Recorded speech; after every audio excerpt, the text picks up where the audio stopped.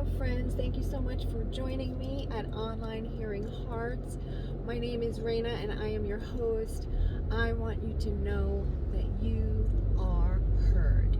I want you to know that the pain that you've experienced in life, the trauma, the tragedies, they matter. They are just a chapter in your life. They are not the end of the story. So I want you to understand that you can join our members in our community and have your story heard. You will be listened to, and if you prefer, you can join us and do the listening. You'll hear the stories of other people's experiences so that you can understand that you are not alone. Today I've asked my friend Justin to join us and share some of his experiences as a military veteran. He's in the driver's seat right now as we're taking a ride. Let's hear what Justin has to say. Hi, Justin. Hi, everybody. So my name is Justin. Raina asked me to share some of my experiences from when I was in the military and how it affected me and how it still affects me. So I want to make sure that I participate and help show people that it's okay to talk about things and okay to listen. So a little bit about me. I was in the Air Force for 4 years, from 2007 to 2011. I was stationed down at Hurlburt Field near Pensacola in the Panhandle of Florida, and I did 2 deployments. I saw 2 bases in Afghanistan and 1 in Iraq. The experience I'm going to talk about today is from when I was in Iraq. Now, if there are any veterans listening, I will qualify what I'm about to say with a disclaimer. I was in the Air Force. My deployments were fairly short, but also my job was to build and tear up runways. So I was not ever in direct fire. I did not leave the base. So just want to make sure I'm clear about what my jobs were and how I experienced these. Now, when I was in Iraq, like I said, I was at Kirkuk Air Base, and I was 19 at the time. You know, you're young, you think you're invincible, but the main thing that kind of messed with me then and messes with me now was actually the indirect fire that we received. Either people with guns just shooting in the general direction of the base, or the main thing was the mortars that we would get seemingly every other night. It was usually around 9 or 10 p.m., right before the Iraqis' curfew, and we would be just doing our jobs, tearing up a runway, which is what we were doing in Afghanistan or Iraq at that time. But the procedure was pretty simple. The alarm would go off. You might have heard a boom. You might have heard something go off and know that the sirens were about to sound. But for the most part, you were just going about your business, and you would hear the sirens go off from mortars coming in. The thing at the time, I didn't really think about it too much. Like I said, I was 19. You think you're invincible when you're that age. I'm 34 now. And the main thing that kind of pulled me out of that invincibility thought was I was walking one night and just walking with my friend around the base, going somewhere. And we saw this police car up ahead that had pulled somebody over or was doing something. The lights were on, but there was no siren. And I heard, "Ooh." Me and my friend thought that was weird, like the police siren just malfunctioned. And if you know what I'm talking about, you know what I'm going to say next. But apparently that "ooh" is actually whenever the mortar is directly over you in its flight path. And so once I learned that, definitely it put it into perspective of what if I wasn't directly under it? What if I was at the end path? And it put it into perspective and made me realize that I'm not invincible. Even with many motorcycle crashes, my most recent one gave me a nasty head injury. Even with that, I know I'm not invincible. But the main thing that kind of still affected me even after I got out of the military, I'm home, I'm safe in the United States of America. I don't have people who are shooting mortars at me every other night. And I had a moment where it triggered some PTSD in me. And being that I wasn't a combat veteran, that I never left the base, I never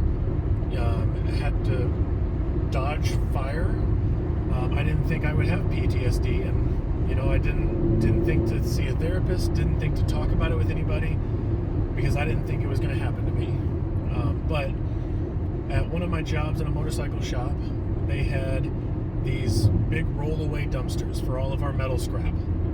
And I mean, these things are huge. It's the ones that you have to lift up and pull up onto the trailer of a big truck. And one day they were offloading a new one for us, an empty one, and the person offloading it actually dropped it a little higher than normal. He dropped it a little too high, and when it hit the ground, after he released it from the truck, there was a very loud boom, and I was kind of close to it. My little shipping and receiving working area was close, and I felt the ground shake.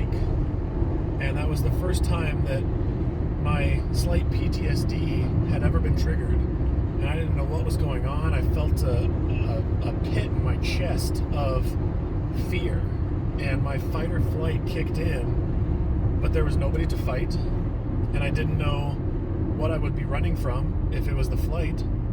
So I kind of resorted to a hide for a moment, find out where the danger is and what the danger is. And because it was a big dumpster, I was able to realize what it was quickly, but that feeling was still in my mind, and I didn't feel safe anymore. And eventually the feeling went away, but then after the second time I felt that feeling, I decided to go get therapy. The second time was a little more simple. I used to do court security for the Phoenix Suns, and someone had a t-shirt cannon that is air powered, and they shot it off into the sand, but it was right behind me. And so of course I heard the thump, and I felt the air concussion. And any of you veterans out there, you know what I'm referring to when I say thump, because it instantly reminded me of the mortars that would be coming over from my time in Iraq. And luckily there was a timeout, or the timeout was over, and so I was able to walk off the court, and I immediately walked past my boss, and I said, I need a minute.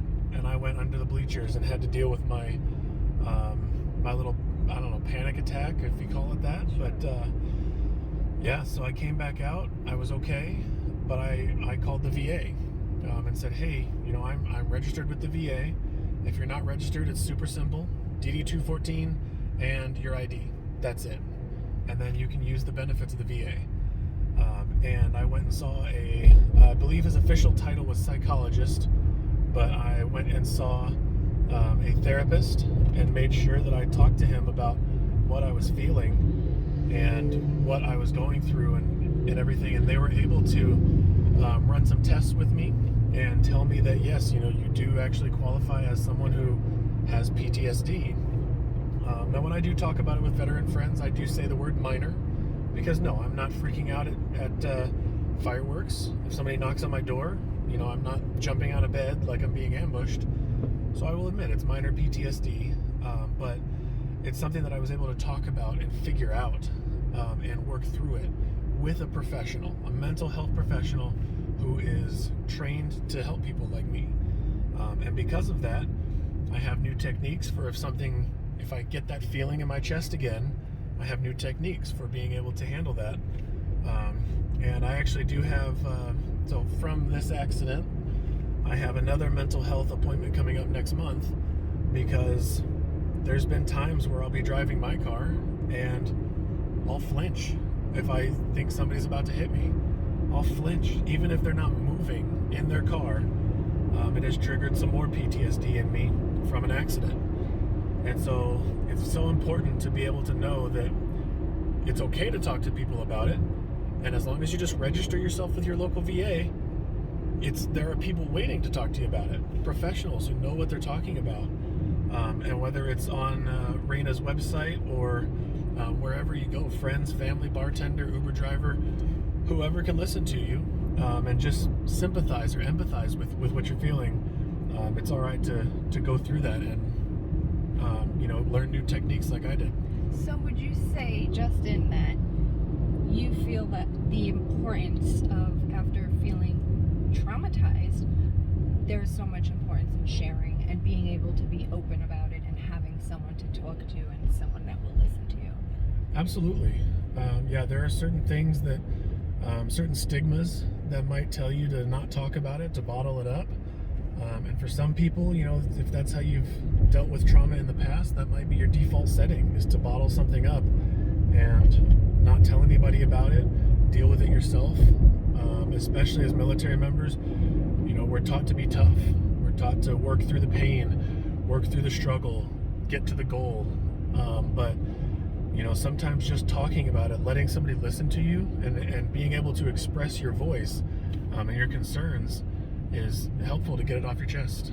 And would you say that it can also be helpful to hear other people's stories, which is basically why I want people to share their story, because especially in a case like Justin's, if you're willing to share, other people might just hear your story and connect with that and see or hear themselves in that story and realize, hey, I'm not alone. And would you say you find that important to know that, hey, have you listened to other stories and being able to connect? And Oh yeah, absolutely. And there was a lot of benefit to hearing other people's And if I stories would have too. heard other people's stories like mine sooner, then I might have registered with the VA sooner and asked about it.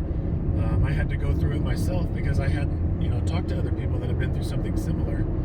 But the main reason I like to talk about it is I've actually had two of my military friends kill themselves. One that I was in training with and one that I was deployed with, because they may have not felt that it was safe to talk about it, and they didn't hear other people's stories to know that they're not alone.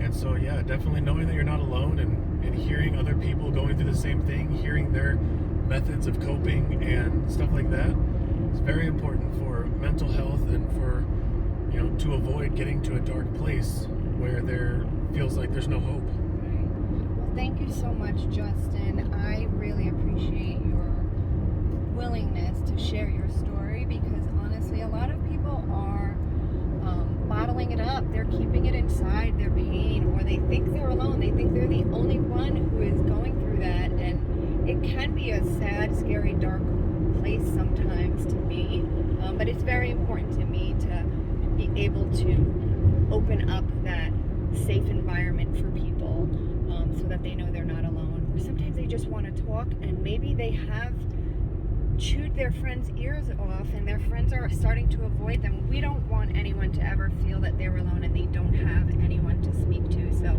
you can definitely go to the website onlinehearinghearts.com, join us members. There's obviously opportunity for you to speak and share, but if you just want to participate by listening and hearing other people sharing, know that you're not alone. There is a hope, there is a future, there is a God who also is going to be able to meet you at your lowest point, and we want to help you and direct you in that manner. Not everyone can afford professional care either. Not everyone's trauma comes from military experience where they have the VA option, so we want to provide that safe place for you. So thank you so much for joining us today. We really appreciate the opportunity to share you. We'd love to meet you. Go ahead and check out my website, onlinehearinghearts.com, and we'll see you soon. Have a great day.